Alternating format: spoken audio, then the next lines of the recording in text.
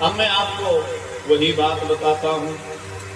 द्वापर की बात है कि द्वापरे समनु प्राप्ते तृतीये युग पर्यये जातः पराशराद योगी।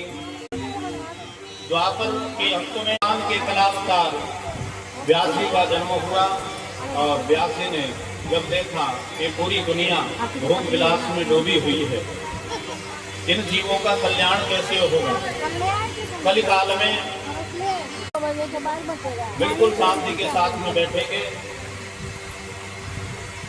क्योंकि कथा तो एक ही हो सकती है। बोलो राधे राधे। या तो आप लोग कर लो या फिर हम कर लें। बोलो राधे।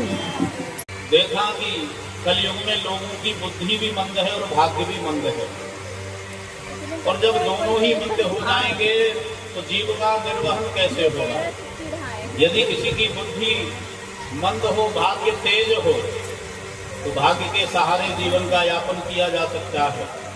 यदि किसी का भाग्य मंद है, बुद्धि तेज है, तो बुद्धि के बल पर पूरा जीवन निर्वहन कर लेगा।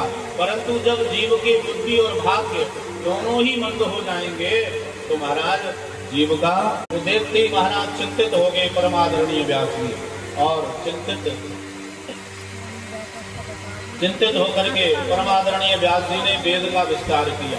ऋग्वेद के 4 विभाग कर दिए, ऋग्वेद, अथर्ववेद, सामवेद और यजुर्वेद। 4 वेदों का विस्तार किया। व्यास जी ने विचार किया कि शायद वेदों को पढ़ करके जीव अपना कल्याण करेगा। कठोर है, कोई पढ़ नहीं पाता।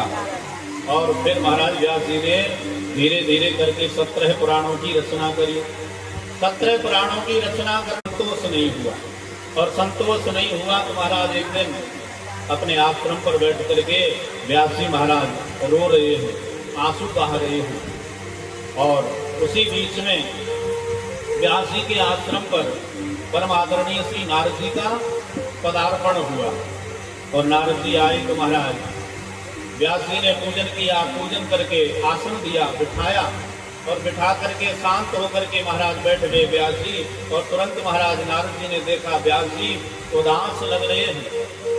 तो आज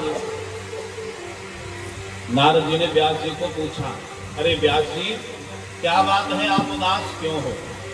पाराशर्य महाभागः भवतः कच्चिदात्मनः परितुष्यति शारीरम् आत्मा मानस एव।